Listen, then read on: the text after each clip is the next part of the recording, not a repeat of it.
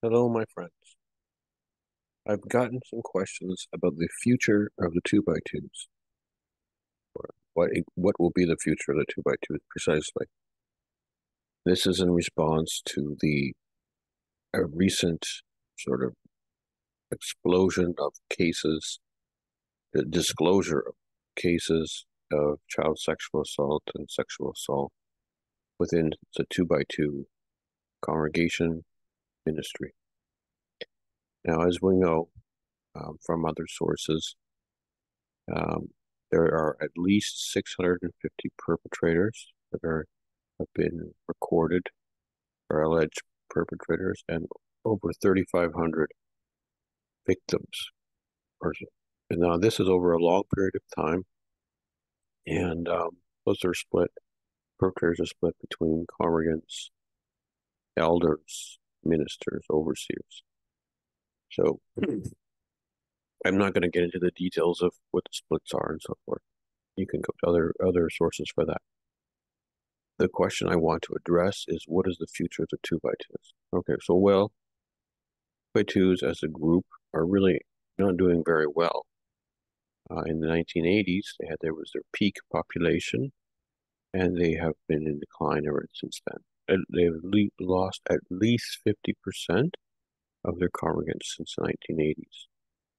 The estimates that I've seen that are seem to be most credible is that the global 2 by 2 population is about 75,000. Now, obviously, there's some growth in 2 by 2s in the developing parts of the world, but in the so-called developed part of the world, so that's Western Europe, North America, the population is in deep decline. And this is very important because this is where the money is. There is basically no money in the developing parts of the 2 by 2 world, and the money is highly concentrated in various points in the developed world. So, for example, in Europe, the money is highly concentrated in Ireland and England. And in fact, you could say that the entire British Isles operation is run out of Ireland. Um, but the number of total congregants in the British Isles is probably 1,000 people. And so there's really no future there for the 2 by 2s. And those congregants are, for the most part, elderly. Now, you think, well, okay, there's no future. Well, there's no future in terms of congregants, but there's a big future in terms of money in the British Isles because a lot of those old people have estates, which the 2 by 2 leadership will get to have bequeathed to the so-called kingdom, which is, of course, just a 2 by 2 royalties private accounts. And that's a pretty big amount of money.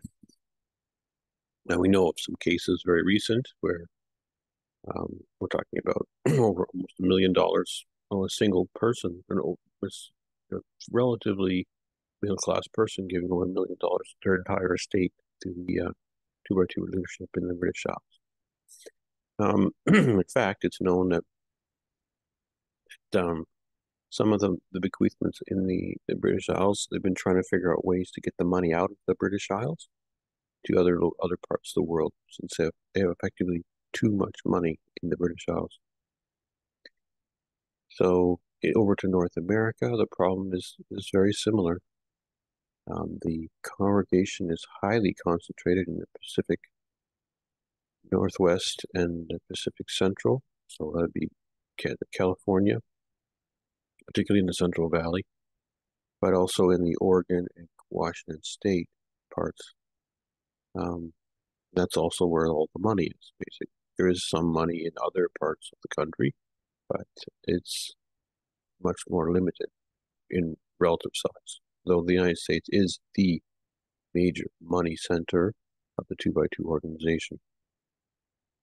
There is also some congregants, sizable number of congregants in Canada, in British Columbia, and Alberta. And then there's this very basically negligible sprinkling of congregants in the other parts of Canada. It's not some in Ontario. Quebec has basically none, and the Atlantic provinces have basically none. The eastern seaboard of the United States, again, is also effectively none, especially the Northeast. So from Maine to Pennsylvania, including New York State, um, and all of New England and New Jersey, this area has effectively no Oregon's sprinkling, but there are some older people in there. So when I always say there's no congregants in an area, um, there's usually some old people still there from the old years. That's all that's left, and those people, of course, will be, in the eyes of the 2x2 leadership, hopefully bequeathing their estates to the leadership. And of course, that's also the case in the Gulf Coast area of the United States, so the Mississippi, Alabama, Louisiana region, even into Georgia, and the Florida Panhandle, similar situation. Over in Texas, there's a relatively decent amount of congregants, but again, it's much smaller than the California area. California is the major part of the 2x2 organization in terms of both money and congregants. They have a lot of power over the rest of the 2x2 organization, and they provide a lot of 2x2 ministers. In fact, it's widely known that California's flight budget for airline flights per year is way vastly over $100,000 just for their flying their 2x2 ministers around. The future for the 2x2s, with this recent big disclosure of this child sexual assault, well, in some ways, obviously it's negative because it's driving out mostly younger people in 2x2s, because why? Younger people go on the internet and learn about this information and so forth. It also is driving out some younger 2x2 ministers out of the ministry, and that's because they're young and it's possible for them to find other careers. Oh, it's difficult, but possible. Whereas the older 2x2 ministers, they're kind of locked in. I mean, they don't, for them to transition out at 60 years old, it's near impossible. So what's going to happen is the flow of 2x2 ministers into the ministry is going to be curtailed.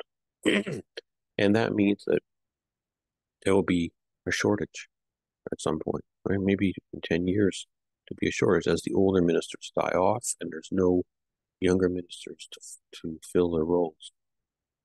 And when you have a shortage of ministers, that means you're going to have less conventions, less special meetings, and your fields are going to be bigger. You're going to have to consolidate fields so that in many times the congregants might not even be able to visit with a minister in a course of a year or 2 years. Might not even see one.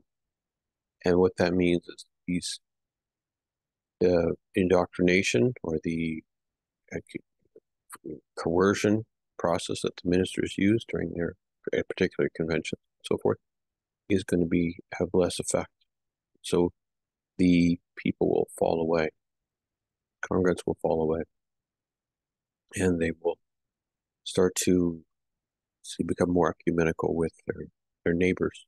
Of course, this will fall away. All it takes for someone to break out of 2x2s is for them to realize that the 2x2s are not the only path to heaven, because that's the main issue that these people in. They think they're the only path. So if they think, wow, if I go to a different church, I'm still got a chance to heaven, then that's a major hurdle. They will inevitably reach that hurdle. And so having a limited number of 2x2 ministers around to constantly reinforce that no, 2x2 ism is the only way to heaven. If they're not around to do that, then congregants generally can get the idea that it might be possible to go by another path to heaven. And then once that idea is in their head, the control the 2x2 system has on their minds is gone. So That's the future of two by twos in terms of congregants is not good.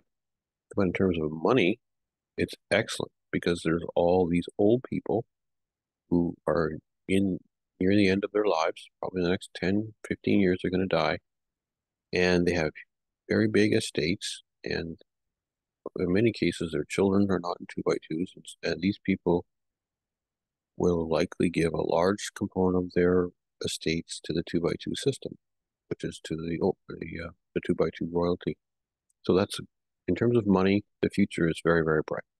Now, what will the two by two leadership do with all this amount of money? Well, probably try to use it to expand their operations in the developing world. But it's unclear if they'll be successful because one of the problems with going to the developing world is that if you look at any of the photos of conventions in the developing world, it's they have very few indigenous ministers in those countries. So, for example, I've seen convention photos from Brazil, and I don't know, 25 workers there or ministers, only two were Brazilians or something like that. I mean, there's very few countries where they have even half of the two ministers are indigenous to the country. Now it's very much a North American or somewhere in the English speaking world ministers coming into these as foreigners. Well, well how is that going to last? Right? You can catch a few people in your net, but you can't get sizable numbers because you're not like them. First of all, there's a language barrier. Even if you think you learn language, you still speak it awfully with limited diction and with a terrible accent. And then there's the issue that you don't fit into the culture at all. You're really an outsider. So it's not going to work. We even know for some reason two by twos have sent two by two ministers to Italy, and this is a complete joke in terms of they can't. You think that they will get people in Italy since, of course, it's all Catholic and people are trapped in the grips of Catholicism. Well, of course, they can't even get one or two converts. It's ridiculous. So this is going to be the same case in most countries. If you send your two by two ministers to a country like Brazil with 220 million people, yeah, you can might grab a couple people, a couple lost people who are lost and just want friends or want attention. You can get those people for a few years until they, you know, decide to go on to something else. So it's the stickiness of it's not there either. I don't think there's really a future in the developing world for the two by twos, even though they do put a lot of effort into financing these so-called missionary uh, endeavors. No, the real future for the two by twos is in the money in the developed world, and the money is going to be huge amounts of it. They already have over $1 billion. But the amount they're going to take in the next 15 years from bequeathments is massive. And so that is why this current child sexual assault disclosures is sort of interesting, and because the response of the two by two leadership is not to acknowledge that there's been all this child sexual assault. No, it's to minimize it, to say, well, just a few bad apples, and we will get rid of the bad apples. We're just as just like everybody else, no worse than anybody else. Get rid of the bad apples and continue on with everything's very good. And so for the older people in two by twos, that sounds reasonable, right? They they don't understand the depth of the rot. They don't understand that there's over 650 perpetrators. They don't understand there's over 3,500 victims, or it's growing every day. They don't understand the depth of the financial uh, shenanigans that's gone on. They're just happy that if they're in the right group and they're going to heaven because they're in the right group. And the two by two leadership keeps reinforcing that, right? So if you had listened to any conventions from the summer of 2023, you would notice it was a heavy case of we're in the right group, we're on the right path. You're going to go to heaven if you stick with us. Don't think of leaving because you'll lose your salvation to heaven. They're heavy on that, and you got a very, say, positive response from most of these elderly two by twos. Right? And this is also why two by two leadership has been really ramped up their so-called field visits in 2023, and that was to really emphasize the same message in the homes on one-on-ones with these elderly people. So you can see where the focus is. The focus, the two by twos, is to get the money, grab the bag, and get it into the two by two royalties' hands. And that's the focus is not on saving souls or any other sort of um, goals that normal churches would have. No, no. In the two by twos, the goal is the money and only the money. And in that regard, the future looks bright.